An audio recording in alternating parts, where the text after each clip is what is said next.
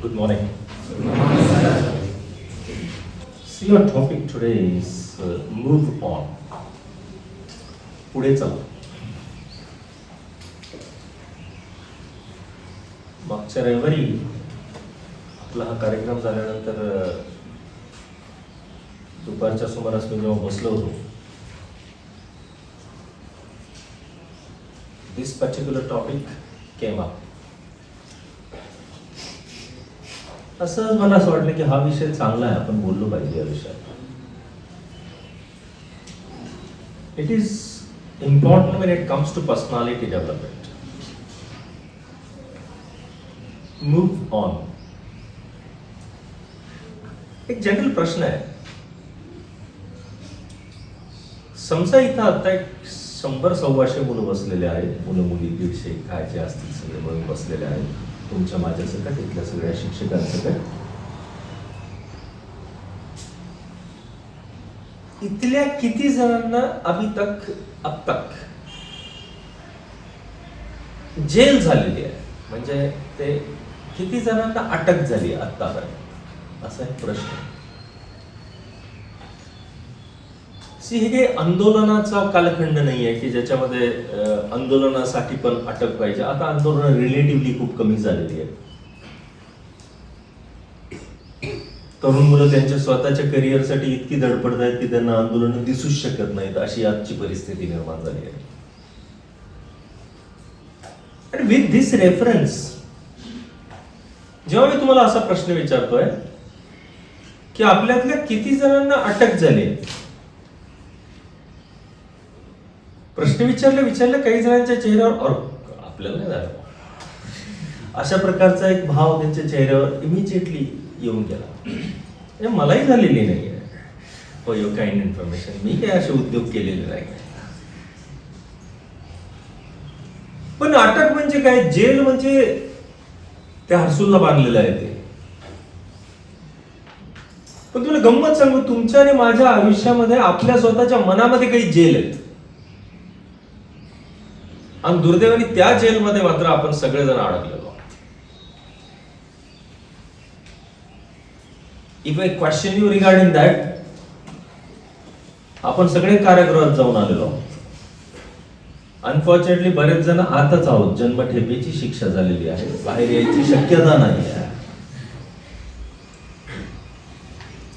आपल्याच कुठल्या तरी थॉट मध्ये आपण अडकलेलो. मूव्ह ऑन शक्य नाही आहे, पुढे जाणं शक्य नाही आहे. आम्ही जागेवर अडकलो. मी अनेकदा या व्यासपीठावरून गदिमांचं एक गाणं सांगितलं, जग हे बंदी शाळा, जो तो येते भला चांगला, जो तो पथ चुकलेला. जग हे बंदी शाळा. Life is like a jail. जो तो येते भला चांगला. नवीन माणूस ओळखीचा झाला की पहिल्यांदा वाटतं की यार खरंच मस्त आयुष्याचं. भेटत राहिलं की काही दिवसांनी वाटतं आपल्यासारखा चहा. जो तो येते भला चांगला, जो तो पथ चुकलेला. जग हे बंदी शाळा. ज्याची त्याला प्यार कोठडी, कोठडीतले सगळे सवंगडी. मी किती वेळेस सांगतो, इथं बसताना पण माणसं आपल्याच ओळखीच्या बाजूला बसतात. ते गृहीत नाही धरत की आजच्या दिवस आपण बसू ना कुठतरी, का फरक पडत नाही, तू माझ्या बाजूला. कम्फर्ट झोन आहे. जो तो आपल्या जागी जखडे, हे जे पुढचं कडव आहे त्याचा हा बेस आहे. आम्ही सगळेजण अडकलेलो आहे. हात कडीची अवघड बेडी, प्रिय हो ज्याची त्याला. जग हे बंदी शाळा. हातकडीची अवघड बेडी, प्रिय हो ज्याची त्याला. याचा अर्थ असा की आपण प्रत्येक जण कशात कशात तरी अडकलेलो आहे, पण ज्याच्यात आपण अडकलोय त्याचा आपल्याला अभिमान आहे. जग हे बंदी शाळा. जो तो आपल्या जागी जकडे, नजर न धावे तटापलीकडे. उंबरातले किडे मकोडे, उंबरी करती लीला. उंबर नावाचं फळ असतं, औदुंबराचं देव, त्याच्यात खूप किडे असतात. उंबरातले किडे मकोडे, उंबरी करीती लीला. त्याच्यातले किडे त्या उंबरामध्येच जग समजून त्याच्यात राहतात, ते त्याच्या बाहेर येत नाहीत. तसं हे जग आहे. जग हे बंदी शाळा. आपण सगळेजण अटक झालेलो माणसं. आपलेच थॉट आपण सोडू शकत नाही आहेत. आपल्याला कोणाच तरी राग आला, आपल्याला तो राग येतो, व्यक्त केल्याशिवाय सहन नाही होत, आपल्याला चैन पडत नाही. एकदा तर मी बघूनच घेणार. तू एकदा मला काय बोललाय ते मला आठवतंय चांगलं. कसं तुमच्या लाईफच्या बरोबर इतक्या क्षुल्लक गोष्टींसाठी आहे का? आपण आयुष्यभर रिॲक्शन देतो. जी मुंगी आपल्याला चावते, इथं बसलेले अशा फार क्वचित काही माणसं असतील की ज्यांना चावलेली मुंगीला त्यांनी जिवंत सोडलंय. Think about it. तुम्हाला एक मुंगी चावली आहे, काय होतं बघा तुम्ही? रगडून काढतो आपण तिला. असे किती जण की चावली, ऐक चावली वाटतं, तिला काढली अशी, जा ग बाई.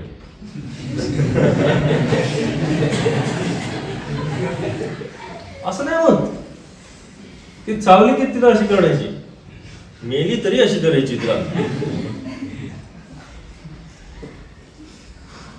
आयुष्यभर रिॲक्शन देतो आपण, आयुष्यभर रिॲक्शन देतो. पर्पजच नाहीये काहीच लाईफला तसं पाहायला गेलं तर. फक्त चावलेली मुंगी मारायची, याच्या पलीकडे काय पर्पज आहे आपल्या life? Think about it. Do you think we have bigger purpose something? काही आहे. त्यामुळे आपल्याशी लोक खेळतात. म्हणूनच इथं मॉलची संस्कृती निर्माण झाली. म्हणजे तुम्हाला काही विकत घ्यायचं नसेल तरी मॉलमध्ये चक्कर मारावी वाटते, आणि मॉलमध्ये चक्कर मारली की काहीतरी विकत घ्यावंच लागतं. यालाच मॉल संस्कृती म्हणतात. You don't have anything in your hands. They have everything in their hands. तुम्हाला विकत घ्यायला लावणं हे त्यांच्यासाठी फार सामान्य गोष्ट आहे. आपल्याला एखादी गोष्ट आवडते ते म्हणतात सध्याच्यावर डिस्काउंट चालू आहे. एरवी ती 4,000ला असते पण सध्या 1,500 आहे. 1,500? 2,500 वाचतील म्हणून आपण आणतो, म्हणजे आपल्याला नकोय ते 1,500 खर्च झाले त्याचा आपल्याला वाईट वाटत नाही. लाईफ इज लाईक दिस. आपण मूव्ह ऑन करत नाहीयेत, आपण पुढे सरकत नाही, आपण अडकलोय. सिव्हिअर प्रॉब्लेम्स फेस करतोय आपण आता या सगळ्या गोष्टीमध्ये. Can we please understand? आम्ही मूव्ह ऑन करतोय का? आम्ही पुढे चाललोय का आमची मानसिकताच नाही आहे पुढे सरकण्याची? छोटे छोटे अनुभव घेतो आपण, त्या अनुभवामध्ये अडकून जातो, त्याच्या रिॲक्शन्स ते सूड उगवायचे, त्याच्या पलीकडे दुसऱ्या गोष्टी होत नाहीत आयुष्यामध्ये. मग लाईफचं पर्पज आपण मातीत घालतोय का? कालची जी गोष्ट आहे ती आठवत बसून आज काय होणार आहे? लक्षात घेणे आणि लक्षात ठेवणे are two different verbs, don't you think? लक्षात घेणे आणि लक्षात ठेवणे हे दोन वेगवेगळे क्रियापद आहेत ना, घेणे आणि ठेवणे. माझ्या हातून क्रिकेटमध्ये बाउंड्रीवर एक कॅच सुटली, खूप महत्वाचं कॅच आहे ती पकडायला पाहिजे होती मी, ती सुटली.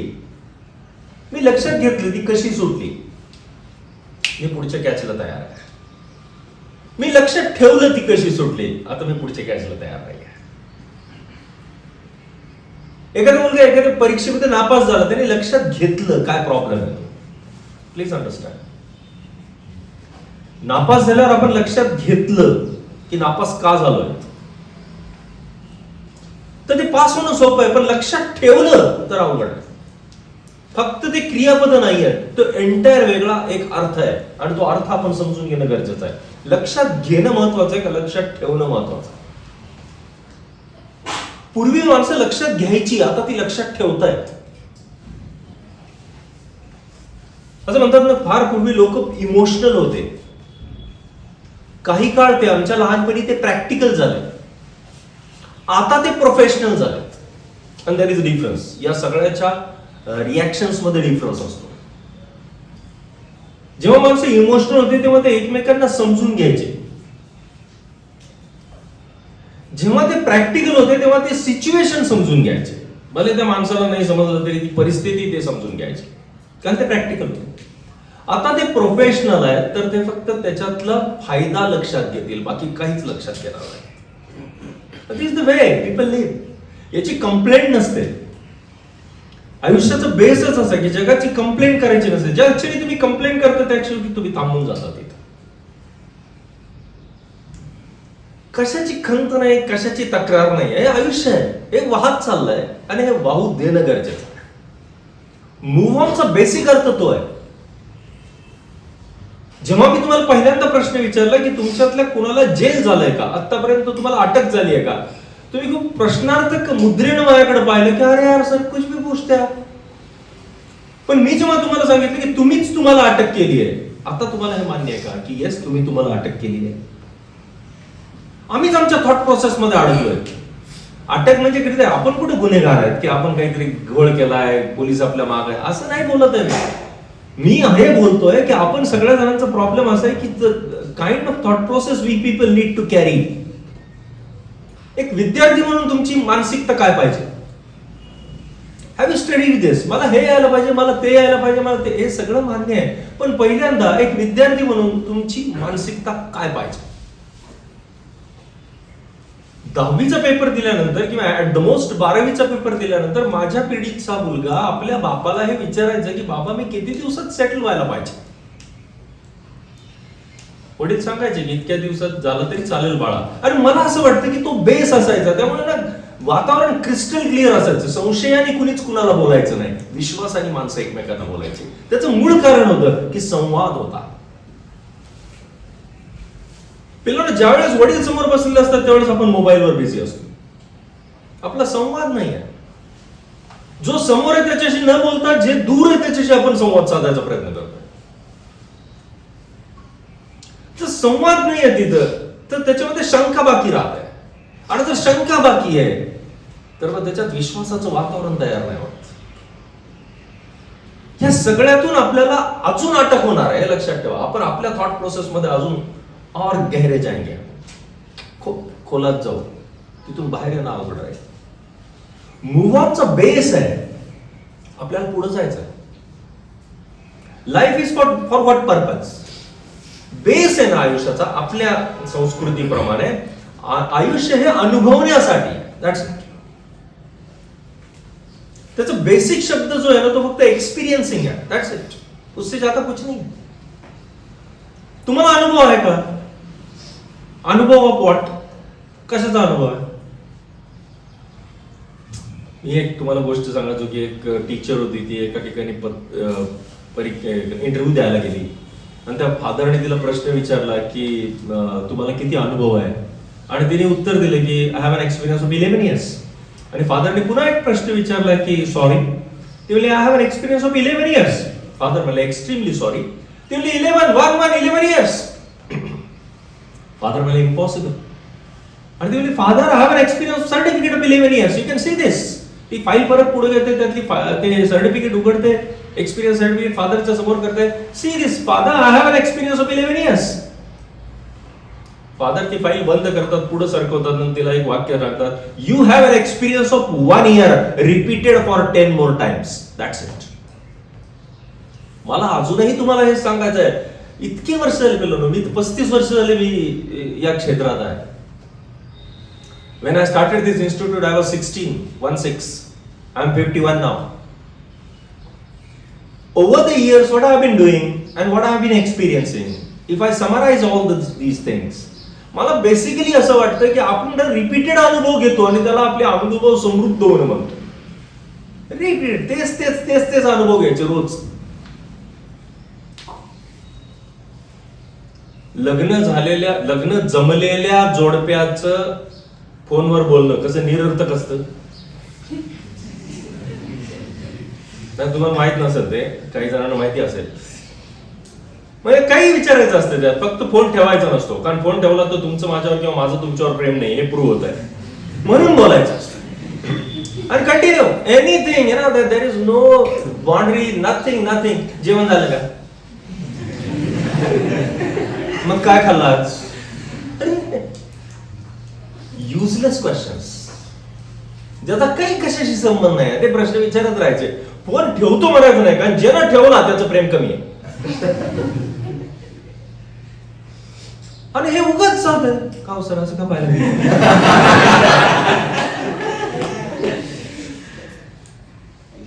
आमच्या काळात फोन नव्हतेच. आम्ही जेव्हा लग्न केलं तेव्हा फोन, लँडलाईन पण नव्हते आमच्या घरात. ते काही दुर्दैव नव्हतं, ते सुदैव होतं. खरं तर फोन नसताना जी मजा यायची ती फोन असताना नाही आहे.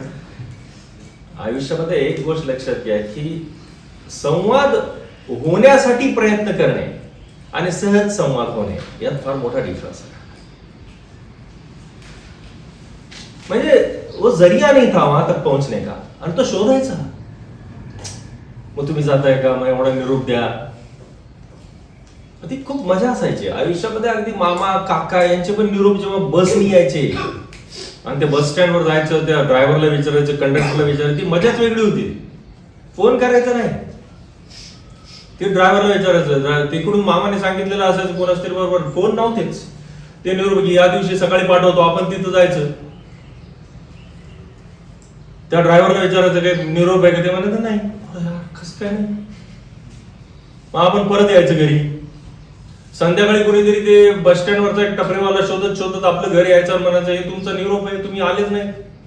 आपल्या घरचे म्हणायचे तू का गेला नाही काय तू. आपण गेलो होतो, मी विचारलं त्या ड्रायव्हरला, त्यांनी नाही म्हणून सांगितलं. मग मामा भेटल्यावर सांगायचे की ती गाडी निघून गेली म्हणून दुसऱ्या गाडीत पाठवलं.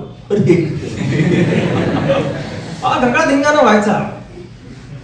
पण हिचं कुणी कुणावर चिडायचं नाही, कारण चिडण्यासाठीचे प्रसंग फार क्वचित यायचे, असं कधी चिडायचं नसतं. हे जे मूव्ह ऑन होणं आहे, आयुष्यात पुढे सरकणं आहे, हे जमलं पाहिजे आयुष्यामध्ये.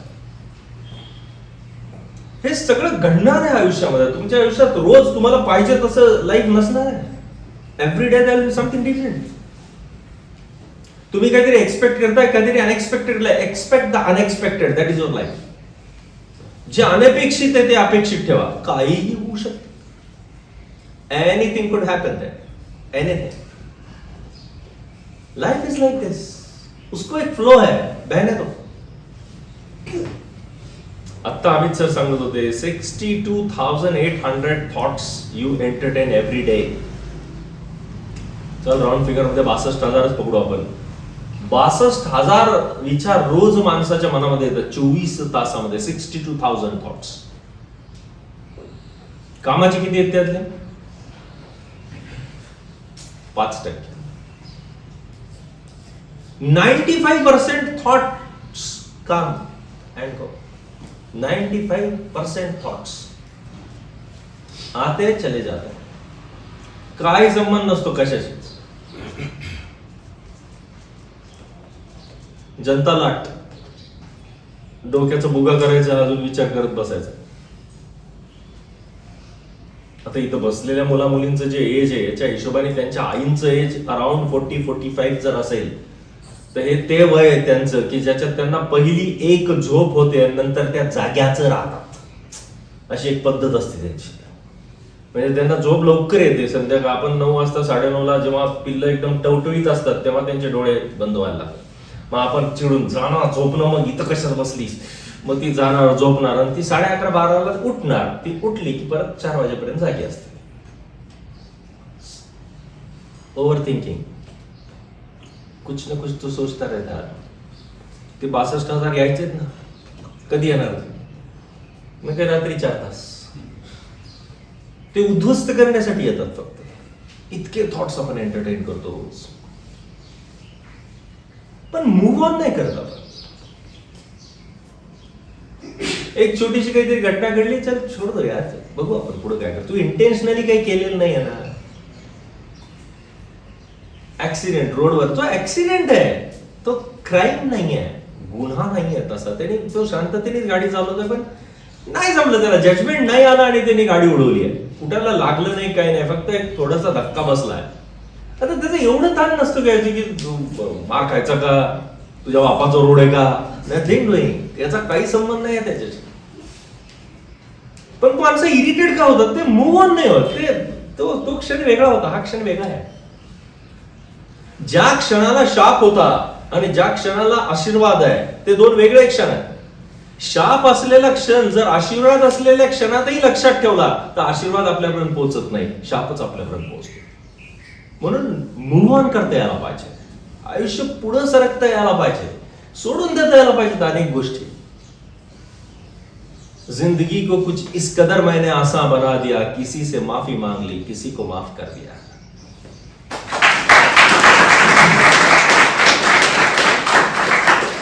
कुणाला तरी माफी मागून टाकायची, कुणाला तरी माफ करून टाकायची, पुढे जायचं. ते पकडून धरायचं नसतं आयुष्यामध्ये. समृद्ध माणसं ती असतात जे प्रत्येक क्षणी वेगवेगळे अनुभव घेत पुढे जातात. ते अडकून नाही राहत त्याच्यामध्ये. आता इतक्या किती कॉलेजेसमध्ये, किती शाळांमध्ये, किती कंपन्यांमध्ये मी ट्रेनिंग घेतो. तुम्हाला सांगतो, एवढ्या ठिकाणी गेल्यानंतर, एवढ्या कंपन्यांमध्ये, मल्टीनॅशनल कंपन्यांमध्ये हजार 1,500 माणसं एका शॉप फ्लोअरवर काम करतात. 3,000 लोक एका ठिकाणी काम. प्रचंड पॉलिटिक्स. अरे तुम्ही आले कशासाठी इथं? जस्ट टू अर्न मनी. कमाव, चलो यार. हे बाकीचं पसर काय आहे? मी नाहीतरी खूप जण सांगत असतो, इथं टीचर आहेत काही, पण मी खूप जण सांगत असतो की लहानपणापासून मला एक गोष्ट सांगण्यात आली की शिक्षकांसमोर, डॉक्टरांसमोर, वकिलांसमोर बोलायचं नाही, कारण यांना येत असतंय सगळं, वेगळं सांगायचं नसतं काय. आणि तुम्हाला सांगतो प्रामाणिकपणे, माझा अनुभव पण तोच आहे. एवढ्या ठिकाणी गेल्यानंतर पण अनेक जणांचं असं माहिती आहे, मग कर इम्प्लिमेंट. नाही ते नाही होत, पण माहिती आहे का नाही होत इम्प्लिमेंट. एखादी गोष्ट माहीत करण्यासाठी, म्हणजे तुम्ही जर गुप्तहेर नसाल सामान्य जगामध्ये, माहीत करण्यासाठी माणसाला करेज लागत नाही. गुगल पे कुछ ढूंढने के लिए करेज लगता है क्या? पाकिस्तानचे अनुभव किती आहेत, काय आहेत हे शोधण्यासाठी तिकडे गुप्तहेर म्हणून तुम्ही गेलात तर करेज लागेल. इथं कशाचं करेज लागणार आहे? गुगल पे कुछ शोधून त्याला करेज लागते काय? त्याला नॉलेज पण नाही लागत आणि करेज पण नाही लागत. फक्त इच्छा, एक मोबाईल लागतो बरोबर, बस डालो उस पे, ये ढूंढना है. आता अमित सर बोलत असताना अमित सरांचं एक वाक्य चुकून असं एक्सप्लेन झालं होतं की आयुर्वेद आणि युनानी असं त्यांचं एक्सप्लेन. म्हणजे आयुर्वेद किंवा युनानी, आणि युनानी नाही, ते म्हणजे ते दोन वेगळ्या टर्म्स आहेत, ते पॅरलल नाही आहेत. युनानीचा जो बेस आहे की कशाला धरून युनानीची औषधं दिल्या जातात आणि कुठल्या बेसला धरून आयुर्वेदाचे औषध, तो बेसच वेगळा आहे. That is not one and the same. मी काय मेडिकल सायन्सचा माणूस नाही आहे, पण इट्स ओके, म्हणजे एवढं तर माहिती पाहिजे म्हणून मी ते माहिती करून घेतलं होतं. So I talk that to him before to come here की अरे आम्ही तसं नाही आहे, ते दोन वेगळ्या गोष्टी आहेत. युनानी ही अरेबिक कंट्रीजमध्ये मेडिकल सायन्स डेव्हलप होत असताना डेव्हलप झालेली एक पद्धती आहे. आयुर्वेदात चरकांनी इसवी सन पूर्व काही गोष्टी आपल्या समोर मांडल्या होत्या, त्याच्यातून त्यांनी समोर आणलेली जी मेडिसिनची पद्धत आहे दॅट इज आयुर्वेदा. कफ, पित्त, वात याला बेस धरून डेव्हलप करण्यात आलेली पद्धत आहे, that is Ayurveda. Common factor काय त्याच्यातले आणि ते अनकॉमन कसे होतात, म्हणजे इम्बॅलन्स कसे होतात. अनकॉमन म्हणायच्या ऐवजी कॉमन फॅक्टर्स इम्बॅलन्स्ड कसे होतात आणि त्याला बॅलन्स करण्यासाठीची जी सिस्टीम आहे that is Ayurveda. Somewhere we people need to know the basics of life. आपल्या आयुष्यातले हे बेसिक्स क्लिअर करायला पाहिजेत आपण. मूव्ह ऑन करणं म्हणजे काय की एखादी गोष्ट स्वीकारणं की येस अशी, तुम्ही एखादी गोष्ट नकारली तर ती तुम्हाला खूप त्रास देईल, ती तुमच्या विरोधात असली तरी स्वीकारता यायला पाहिजे. लर्निंग प्रोसेसचा बेस आहे. तुम्ही चुकलात हे तुम्हाला मान्य आहे तरच तुम्ही शिकता. तुम्ही चुकलात हे जर तुम्हाला मान्य नाहीये, आय एम सॉरी, तुम्ही शिकत नाही. शिकण्याचा बेस असतोय की I agree, I accept, I made a mistake. काहीतरी चुकलंय माझ्याकडून, मला मान्य आहे, काही प्रॉब्लेम नाही. आता यानंतर ते होणार आहे याची मी काळजी घे. Now this is the process, learning process. So we will need to work on this. Basics आहेत की हे ऍक्सेप्ट नाही होत, हे ऍक्सेप्ट करणं, मूव्ह ऑन नाही होत. मूव्ह ऑन का नाही होत? कारण इगोज आहेत. आपण सगळेजण जे हुक झालेलो आहेत ना, ते इगो मध्ये झालो आहेत. अहंकार आहे, कारण मी आहे, हे मी निर्माण केलेलं इन्स्टिट्यूट. तुम्हाला काय कळतंय? हा अहंकार आहे. आपल्याला प्रत्येकाला तो अहंकार असणं म्हणजे यश मिळवण्यासाठीचं सगळ्यात महत्वाचं टूल आहे. पण अहंकारामुळे, म्हणजे अहंकार असल्याशिवाय यश मिळत नाही आणि अहंकार सोडल्याशिवाय समाधान मिळत नाही.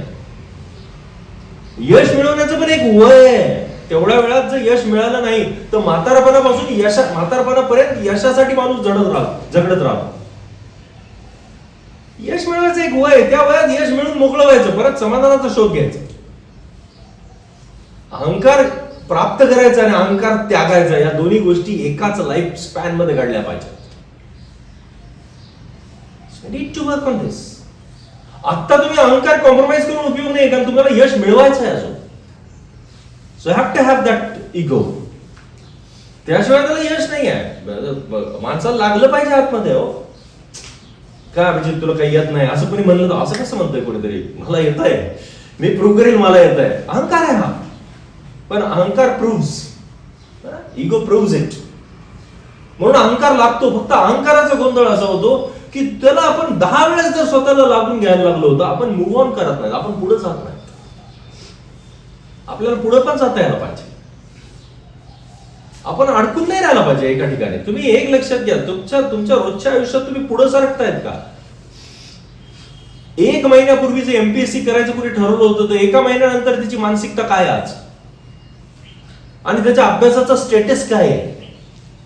तो पुढे सरकलाय का तिथंच आहे? आणि जो तिथंच आहे तो एमपीएससी करत नाही, तो एमपीएससीचा अपमान करतोय. त्यांनी एमपीएससी करायला पाहिजे, तो पुढे सरकला पाहिजे. आर वी अग्री विथ दिस? मला नीट काढायची आहे, मला सीईटी काढायची आहे, मला जी कुठली परीक्षा काढायची, मला आयल्ट्स कंप्लीट करायचं, मला टोफल करायचं आहे, मला गेट काढायचे आहे. माझ्या चुका कुठे होत आहेत याला जास्त महत्व आहे पहिल्यांदा, की do I commit the mistakes.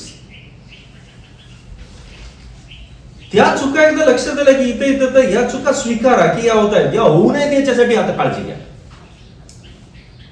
Unfortunately आपण खूप सामान्य गोष्टीमध्ये अडकलेलो असतो. तुम्ही ग्लोबिझन आहात, तुम्ही सिटीझन नाही आहेत, हे पहिल्यांदा लक्षात ठेवा. तुमची स्पर्धा तुमच्या बाजूच्या मुलाशी नाही आहे. तुमची स्पर्धा लंडन मध्ये बसलेल्या एका मुलाशी, कॅनडात बसलेल्या एका मुलाशी, युएस मध्ये बसलेल्या एका मुलाशी आहे. तुमची स्पर्धा तुमच्या बाजूला बसलेल्या मुलाशी नाही. ती स्पर्धा आमची होती. आम्ही सिटीझन होतो, तुम्ही ग्लोबिझन आहात. तुम्हाला माहितीच नाही तुमची स्पर्धा कोणाशी आहे. आम्हाला माहिती होतं की त्या वर्गात पहिला कोण येतो, त्याला 97, अरे आपल्याला 99 मिळाले तर आपण पहिले येणार आहे. हे आम्हाला माहिती होतं, तुम्हाला नाही माहिती. कारण तुमच्या बरोबरचा तो मुलगा जो आहे तो अमेरिकेत बसलेला आहे, त्याला किती मार्क्स आहेत तुम्हाला माहित नाही, कारण तो मुलगा कोण आहे हेच तुम्हाला माहित नाही आहे. ग्लोबिझन आणि सिटीझन मधला बेसिक डिफरन्स आहे. परिस्थितीने तुम्ही ग्लोबिझन झालाय हे आम्हाला मान्य आहे, पण मनस्थितीने तुम्ही ग्लोबिझन आहात का हे पहिल्यांदा टेस्ट करा. आर यू ग्लोबिझन by mind, by brain, physical, mental, intellectual, spiritual, या 4 ज्या पर्सनॅलिटीज आहेत, या 4ही पर्सनॅलिटीजवर अशा किती ठिकाणी काम होतं बरं? इफ आय क्वेश्चन यू, तुम्ही पण सगळेजण कुठल्या ना कुठल्या शाळेत होता, कुठल्या ना कुठल्या कॉलेजमध्ये आहात. फिजिकल, मेंटल, इंटेलेक्च्युअल, स्पिरिच्युअल या 4 पर्सनॅलिटीवर किती ठिकाणी काम झालंय?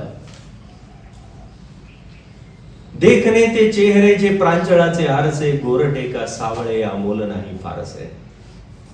Physical level. देखणे ते चेहरे जे प्रांजळाचे आरसे, गोरटे का सावळे अमोल नाही फारसे. कोण गोरे आणि काळे याला महत्व नाहीये, प्रांजळ आहे का याला महत्व आहे.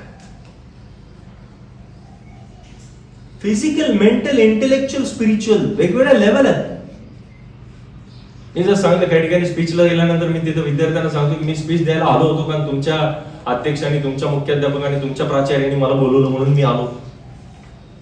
पण मी इथं आल्यानंतर आता थोडा वेळ हे सगळं कॅन्सल करतोय, मी स्पीच देणार नाहीये. मी असा विचार करतो की दरवेळेस मीच वेगवेगळ्या ठिकाणी जाऊन बोलतो, त्याच्याऐवजी मी तुमच्यातल्या काही जणांना बोलायला लावणार आहे आणि शेवटी मी 5 मिनिट समरी मांडणार. तर आता फक्त एक गोष्ट की मी तुमच्यातल्या प्रत्येकाला, म्हणजे कोणाला बोलवायचं मी ठरवेल. मी व्यासपीठावर उभा राहतो, मी सांगतो की याच्यातल्या कोणाला बोलवायचं, याच्यातल्या कोणाला बोलवायचं. समोरच्या पोरांचे चेहरे पडून जातात एकदम, हे काहीतरी विचित्र लावलंय यार, हमने नहीं सोचा था आज यहाँ की बात करनी पडेगी. हा प्रॉब्लेम काय आहे? त्यांना समोर येता येत नाही का? त्यांना चालता येत नाही का? येतं. व्यासपीठावर ते 2 पायऱ्या चढलेले नाहीत का कधी? येतं. Physically they are good, but mentally they are not sound. So they cannot come on the dais. मी नेहमी सांगतो ना बाळांनो, एक लक्षात ठेवा, प्रिपरेशन्स आणि readiness are 2 different things. By brain जे असतं ते प्रिपरेशन असतं, बाय माइंड जे असतं तो रेडीनेस असतो. आज सगळं जग प्रिपरेशनवर काम करत आहे आणि रेडीनेसवर आपण उघडे पडतोय. काहीच होत नाहीये. मी कितीतरी शाळांच्या डायरेक्टर्सला जाऊन सांगतोय, अहो रेडीनेस 0 लेवलवर आहे या मुलांचा, फक्त प्रिपरेशन सर. हे यशस्वी नाही होणार आयुष्यामध्ये. एक वेळ माणसाचं प्रिपरेशन नसलंच तर फक्त रेडीनेसनी तो यशस्वी होतो, पण कम्प्लीट प्रिपरेशन असतानाही रेडीनेस नसेल तर काहीच होत नाही, काहीच होत नाही. अर्जुनाचं काय झालं? मला युद्ध नाही करायचं. का बरं? प्रिपरेशन मध्ये काही कमी होतं का? कम्प्लीट प्रिपेअर्ड होता तो, but he was not ready. And that's what happens. आयुष्याचा बेसच हा आहे की आम्ही सगळेजण रेडी पाहिजे. Are you ready? जर तुम्हाला इथून बोल की तुम्ही आज इथे येऊन व्यासपीठावर बोलायचं आहे, आता ठीक आहे, पर्सनॅलिटी डेव्हलपमेंटचा क्लास आहे, इथे आपल्या अनेक जणांना ही सवयच आहे समोरून बोलायची, त्यामुळे बरेच जण बोलतील, हा प्रश्न नाही. तरी काही नवीन असतील, या 4-8 दिवसात ऍडमिशन घेतले, ते सगळेजण टेन्शन घेऊन पाहणार आहेत माझ्याकडे, किंवा लायब्ररीच्या 2-3 मुली ज्या आहेत त्यात वेगळंच आहे, आम्हाला नव्हतं सांगितलं असं काही करतील सर म्हणून. We are not ready by that mean. आम्ही तयार पाहिजे तर आम्ही पुढे सरकणार आहोत, नाही तर आपण पुढे नाही सरकू शकत. Be ready to move on. आगे बढ़ना है आपको. इथं थांबून काही होणार नाही, पुढे सरकायचं आम्हाला. आणि every day we need to prove this. Yes, I am going ahead. काल मी तिथं होतो, आज इथं आहे, उद्या मी तिथं असेल, नक्की असेल. Move on. आमच्या मानसिकतेवर आम्हीच काम करणार आहे, जग नाही करणार आहे. आणि केलं तर तुम्हाला झेपेल असं करणार नाहीये, ते त्यांना पाहिजे तसं करते. We need to be ready for this. जी आहे ती सिच्युएशन ऍक्सेप्ट करा पहिल्यांदा. तुम्हाला त्रास देण्यासाठी कुणाचाही जन्म झाला नाही. तुम्हाला त्रास देणं तुमच्या लिहिलेलं आहे, ते तुम्हाला शिकवण्यासाठी आहे. शिकून घ्या, काय प्रॉब्लेम आहे त्याच्यामध्ये. जसं यश माणसाला ग्रेस देतं ना, तसं माणसाला अपयश स्ट्रेंथ देतं, स्ट्रेंथ. त्यामुळे अपयश मिळणं पण फार गरजेचं असतं. मी कधी अपयशाचं तोंड पाहिलं नाही, याचा अर्थ त्याची स्ट्रेंथ वाढली नाही, फक्त ग्रेस आहे. दोन्ही पाहिजे, स्ट्रेंथ पाहिजे, ग्रेस पण पाहिजे लाईफला. दोन्ही ही गोष्टी पाहिजे. मूव्ह ऑन करणाऱ्याला हे कळत असतं की हे सगळं घडतंय आजूबाजूला आणि माझ्यासाठी आहे. Accept it. आमचे रेफरन्स काय घेतो आम्ही? एक्झाम्पल जे घ्यायचे असतात त्याला रेफरन्स बनवायचं नसतं. उदाहरण वेगळं आणि संदर्भ वेगळा. जगात जे पॉझिटिव्ह घडतं त्याला रेफरन्स बनवायचं असतं आणि जगात जे निगेटिव्ह घडतं त्याला उदाहरण बनवायचं असतं. That is an example. It's not the reference. Everything positive is your reference, everything negative is an example. माझ्या आयुष्यात काहीतरी छान झालं आहे, तो माझा रेफरन्स आहे आयुष्य जगण्याचा. माझ्या आयुष्यात काहीतरी चुकलंय, ते एक्झाम्पल आहे. अरे यार, असंही होत असतं, असंच होत असतं इज अ रेफरन्स, असंही होत असतं इज अन एक्झाम्पल. असंही होत असतं.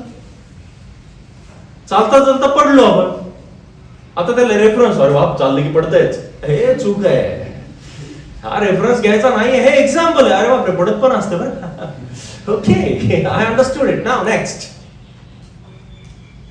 You need to know this की आपल्याला कसले एक्झाम्पल्स घ्यायचे, कुठले रेफरन्सेस ठेवायचे.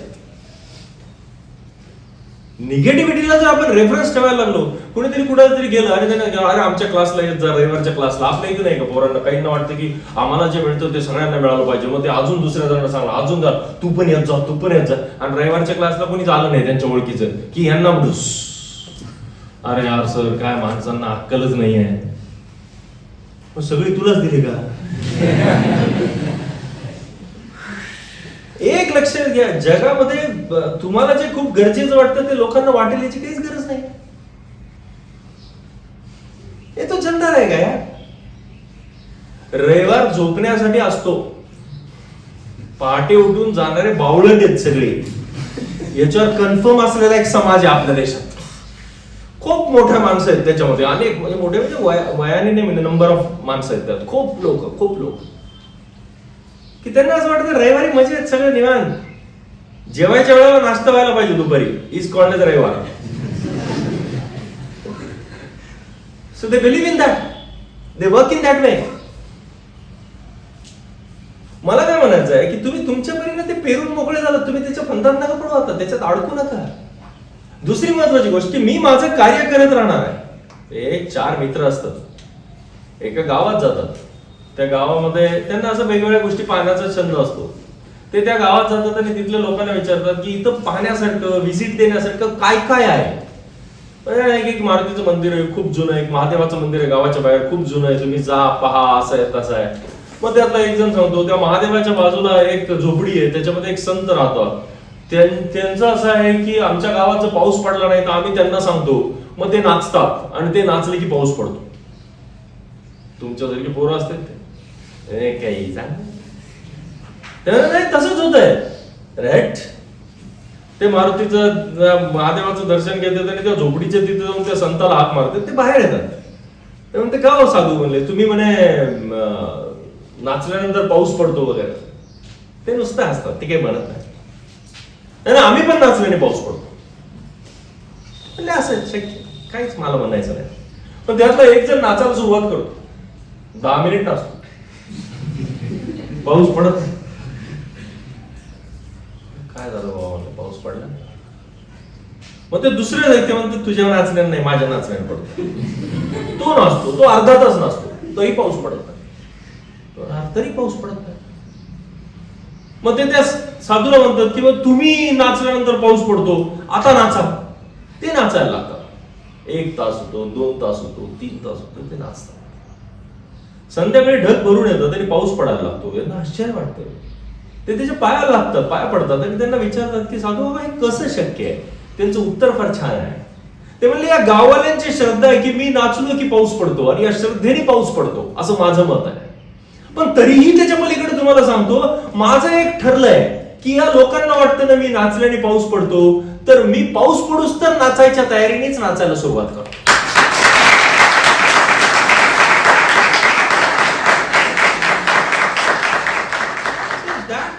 What I tell you, this matters a lot. आपकी जिंदगी में आपको जो तय करना है वो तय होने तक आपको वो करना है. That's it. मी रोज करेन, आज नाही उद्या, उद्या नाही परवा, मला याही पेक्षा मोठे यश मिळेल. असं कुठला मोठा प्रॉब्लेम आहे? अशी कुठली मोठी गोष्ट आहे? तुम्हाला यश यश यश जे यायचं खूप असं अंडर प्रेशर. आमच्यासारखे शिक्षक एकच उद्योग करतात, ते म्हणजे भीती पेरतात. आम्ही आयुष्यात काय पेरत गेलो, भीती पेरत गेलो. टीचर्स तर मी नेहमी सांगतो सगळ्या टीचरला की अरे रस्त्यावर येशील काय खरंय का, सोड तू आला का रस्त्यावर. शिक्षक जेवढे बायासकट जेवढे शिक्षक आहेत त्यांना जर विचारलं की एवढे आयडियल शिक्षक होण्यासाठी तुम्ही लहानपणापासून प्रयत्नरत होते का, काही नाही. ऍक्सिडेंटली शिक्षक झालो, ऍक्सिडेंटली मॅनेजर झालो, ऍक्सिडेंटली बॉसेस झालो, ऍक्सिडेंटली मोठे मोठे बिझनेसमॅन झालो. सगळ्यांच्या आयुष्यात ऍक्सिडेंट ठरलेला असतो, त्या ऍक्सिडेंट मधून माणूस मोठा होतो. मी प्लॅनच केला होता लहानपणापासून असं आयडियल शिक्षक व्हायचा, राष्ट्रपतीच्या हस्ते पुरस्कार प्राप्त करायचा, असं काही नाही. वय नाही यासाठी त्याचं शिक्षक झालं, पुढे जाऊन राष्ट्रपतीला वाटलं याला द्यायला हरकत नाही. मग मुळात एक गोष्ट लक्षात घ्या, हे आपलं मत आहे सगळ्याच. मला अत्यंत भारताच्या की पोझिशनवर काम करणाऱ्या एका माणसाचा सेक्रेटरी अगदी रिसेंट 15-20 दिवसापूर्वी मला भेटले, तेव्हा ते मला म्हणत होते, ते विद्यार्थी आहेत, ते मला म्हणत होते की सर फक्त रविवारचा एक क्लास एवढी एकच कन्सेप्ट समोर ठेवली तरी आपल्या इन्स्टिट्यूटला काही पुरस्कार मिळाले पाहिजेत असं माझ्यासारख्या विद्यार्थ्याला वाटतं. कारण मी फक्त रविवारचा क्लास करून मोठा झालो सर, बाकी मी काहीच केलं नाही आयुष्यामध्ये. मी फक्त ते अगदी सात्विकतेने आंघोळ करून रोज सकाळी देवाल दर्शनाला जाऊन नंतर मी क्लासला येऊन बसायचो, 1 घंटा मी ते ऐकायचो, रोज त्याच्या नोट्स बनवायचो सर नेहमी रविवारी घरी गेलं. And I made everything possible through that notes only, and now I am like this. फक्त तो रविवारचा क्लास. ही श्रद्धा आहे मुलांची. If you carry that faith you can reach any height. तुमच्या एफर्ट्स पेक्षा तुमची श्रद्धा तुम्हाला खूप वरच्या लेवलवर घेऊन जात आहे. त्यामुळे श्रद्धेमध्ये, एफर्ट्स मध्ये जर श्रद्धा मिसळली तर यश लवकर मिळतं. आणि ती स्वतःवर पाहिजे. I do it by all the means. Hope we do it. Hope. काहीतरी चांगलं आपल्याला करावं लागेल. If we take the reference of Bhagat Singh we need to get something good. If we take the reference of Chhatrapati Shivaji Maharaj we need to take something good. If we take the reference of Gandhiji, take the reference of Ambedkar sir, आपल्याला काहीतरी त्याच्यातलं घ्यावं लागेल. काहीतरी घ्यावं लागेल. Is it? मग कुणीतरी 16 तास अभ्यास केला असेल, कोणीतरी खूप लहानपणी विज्ञा केली असेल तिथं.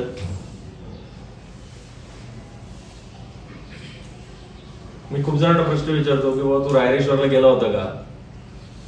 कारण आजकाल जगामध्ये असं झालं की कुठल्याही मोठ्या माणसाबद्दल आपण बोलू, आपण भगतसिंग बद्दल बोलू, समोरच्या माणसाला असं आपल्याकडे पाहत होतो की भगतसिंग बद्दल तर मलाच माहिती, तुम्हाला नाही माहिती.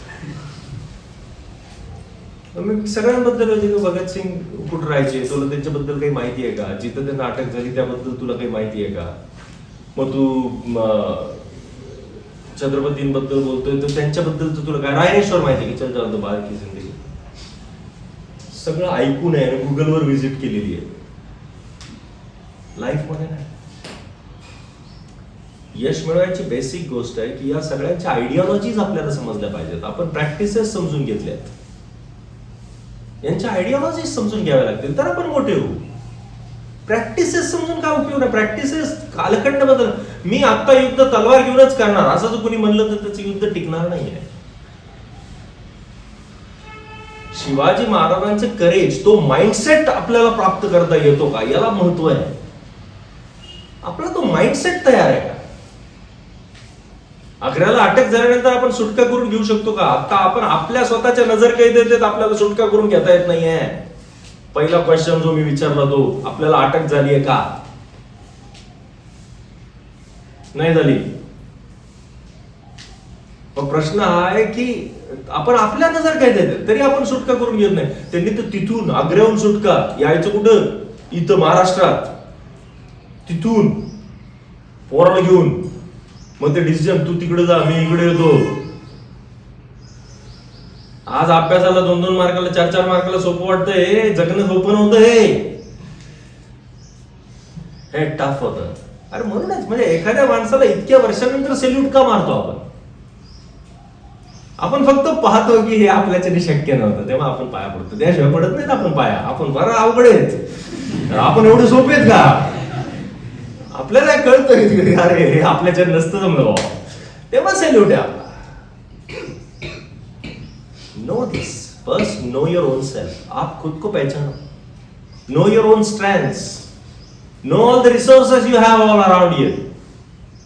Utilise all those resources with your own character for a particular purpose. बस आयुष्यात यशस्वी होतो माणूस. त्याला पर्पज कळायला पाहिजे, स्वतःचे रिसोर्सेस कळायला पाहिजे, एफर्ट्स घ्यायची तयारी पाहिजे. हे बेसिक्स आहेत आयुष्याचे. एकदा हे कळालं ना की माणूस पुढे जात राहतो. तुम्ही पण नक्की पुढे चालत राहा. फार महत्वाची गोष्ट आहे. मला नेहमी असं वाटतं की पहिलीतून माणूस दुसरीत जातो कारण तो सगळा वर्ग दुसरीत जातो म्हणून त्याला फार बरं वाटतं. आपले ते पोरं होते ते आता दुसरीत आले, तेच तिसरीत आले. समजा जर त्याला असं सांगितलं असतं 4थी नंतर पोरं बदलणार आहेत, तर अरे बाप मला नाही राहत 4थीत 5वीत. कारण आपण कम्फर्ट झोन मध्ये राहणार आहेत. मी जसं म्हणलं इथं आल्यानंतर आपण आपल्याच मैत्रिणीच्या आपल्याच मित्राच्या बाजूला बसणार आहेत. आपण कुठे दुसरीकडे बसतो? आपल्या मित्राला या रूम मध्ये आल्या आल्या कोण म्हणतात असं तू तिकडच्या कोपऱ्यात बस, मी इथं बसतो. ये इथं बैस तू. आपल्याला हे एकत्रच ऐकायचंय का? कारण तो कम्फर्ट झोन आहे, त्याच्या बाहेर पडायला तयार नाहीत. आपण अडकलोय. Come out of this. Break the shackles. आमच्या जेलमध्ये आम्हीच अडकलोय. आगे बढो. माझं इंग्रजी 1 महिन्यापूर्वी जसं होतं त्यापेक्षा आता हे सुधारलेलं आहे. Yes, you are doing something. माझी पर्सनॅलिटी 1 महिन्यापूर्वी अशी होती, आता मी या गोष्टी त्यात टाकलेल्या आहेत. You are doing something. नाही तर काय टाका मला कळतच नाहीये. महत्वाची गोष्ट आहे की माणसाची कृती बदलली पाहिजे असं नाही, पण वृत्ती बदलली पाहिजे बरं का. रिअलायझेशन व्हायच्या आधी लाकूड तोडा होता, रिअलायझेशन चालू असताना लाकूडच तोडत होता, रिअलायझेशन झाल्यानंतर पण लाकूड तोडत होता. पण रिअलायझेशन व्हायच्या आधी लाकूड तोडण्याचं पर्पज वेगळं होतं, रिअलायझेशन झाल्यानंतर लाकूड तोडण्याचं पर्पज वेगळं आहे. वृत्तीमध्ये फरक पडतोय, कृती तीच आहे. हा फरक आमच्यात पडला पाहिजे, तेव्हा मूव्ह ऑन होईल. कुठे आम्ही पुढे जाऊ, नाही तर आम्ही जागेवर अडकून राहणार. काहीच शक्य नाही आपल्याच्याने. आपण तसेच अडकणार, तिथंच संपणार सगळं. वेळ वाया जात आहे. The biggest and the far most important resource in your life is time. Wastage of time is wastage of life. म्हणजे अभ्यासाच्या ऐवजी मी दुसरं काहीतरी करतोय. दुसरंही गरजेचं असलं तर करणं तेवढंच महत्वाचं आहे. पण मी जे करतोय त्याच्यात 100% मी आहे. येस.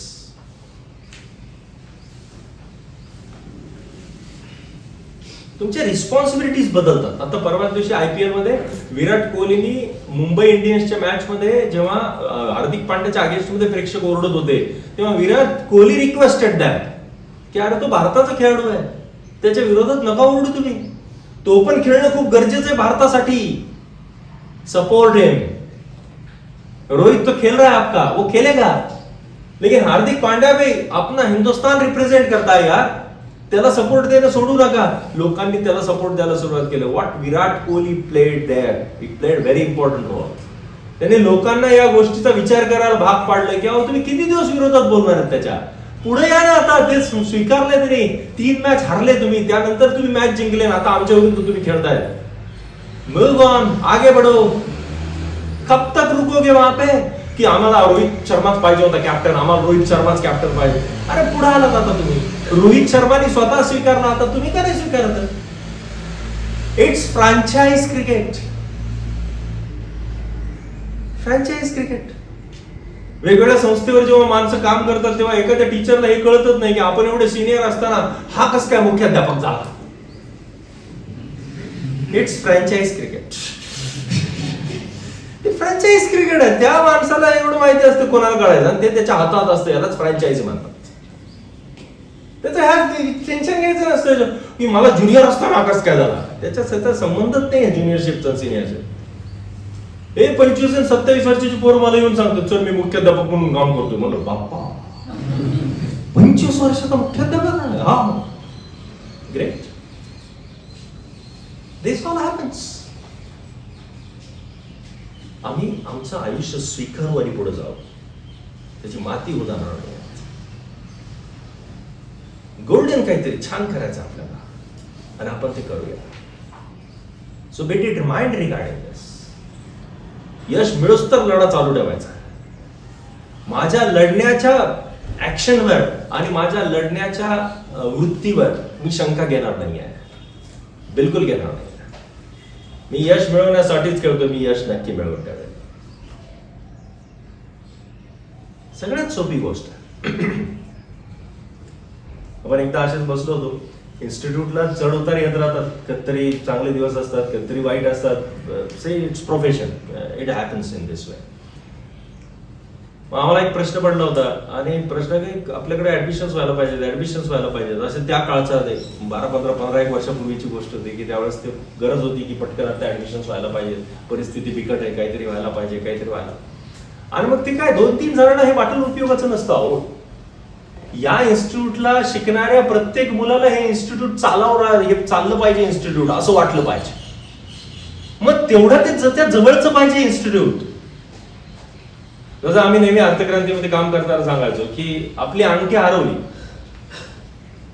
आणि आपल्याला हे कळलंय की ती समुद्रात हरवली, तर आता किती सोपं आहे. मला एक जण म्हणलं त्यात काय सोपं आहे. एक तर सगळ्यात महत्वाचा प्रॉब्लेम म्हणजे अंगठी हरवली, फक्त जमिनीवर शोधायची नाही, ती आता समुद्रात शोधायची आहे. 70% पाण्यात आहे ती, 30% जमिनीवर शोधायची. याच्यात काय सोपं आहे. म्हणलं फार सोपं आहे. प्रत्येक माशाला असं वाटलं पाहिजे की अंगठी त्याची आहे. अंगठी सोपडणं फार सोपंच आहे. Is it. बस लाईफचं एवढंच फक्त की प्रत्येकाला जेव्हा वाटलं इन्स्टिट्यूट चाललं पाहिजे त्या दिवशी इन्स्टिट्यूट चाललं पाहिजे, असा शोध लागला आणि इन्स्टिट्यूट चाललं. दिस द बेस ऑफ दॅट की तुमच्या बरोबर काम करणाऱ्या प्रत्येकाला वाटलं पाहिजे की हे माझं आहे, त्या दिवशी ते चाललं. आपला प्रॉब्लेम हे त्याचा आहे हे म्हणायला आपणच तयार नसतो. मलाच कोणी म्हणलं की सर हे माझं इन्स्टिट्यूट आहे. मी म्हणलो हा तुझं आहे. मी काय घामघाट आहे लहानपणापासून याच्यासाठी, झाली गेली माती त्याची. सर हे माझं इन्स्टिट्यूट आहे. बेटा तुझंच आहे, काय प्रॉब्लेम आहे त्याच्यात. हा बेस असतो. आयुष्याला यशस्वी करण्यासाठी त्याचं फाउंडेशन चांगलं पाहिजे. तुमचं फाउंडेशन काय. मी इथं क्वेश्चन मारून थांबतोय आज मुद्दा की पिल्लांना तुमचं लाईफ तुम्ही मोठं करायचं ठरवलंय. तुम्ही कदाचित MPSC UPSC काय IAS तुम्ही काय करायचं ठरवलं असेल मला माहित नाही. बिझनेसमॅन जो कुछ भी करना आपने तय किया है आप जरूर करोगे. पण माझा प्रश्न आहे ही मोठी बिल्डिंग बांधताना फाउंडेशन मध्ये काय वापरलंय तुम्ही. तुम्हाला माहिती आहे फाउंडेशन काय होतं लाईफचं. अनेक जणांना फाउंडेशन माहितीच नाही आहे. बिल्डिंग उंच होणे प्रॉब्लेम नाहीये, बिल्डिंग उंच राहणे प्रॉब्लेम आहे, टिकणं प्रॉब्लेम आहे. With all references of our life आपण ते पण बघूया कसं करायचं ते. आज फक्त हे नक्की करूया की आपण पुढे जायचं आहे, एका जागेवर थांबायचं नाही आहे. कुणाच्या मनामध्ये सकाळी आईवर चिडून जर घराच्या बाहेर पडला असाल तर गेल्यानंतर पण तुमची चिड आईला पाहून जिवंत राहत असेल तर तुम्ही जगला नाहीयेत मधला घंटा, एवढं लक्षात ठेवा. जी माणसं जगली आहेत त्यांना घरी गेल्यानंतर आईवर परत रागवायची गरज वाटत नसते, हे लक्षात ठेवा.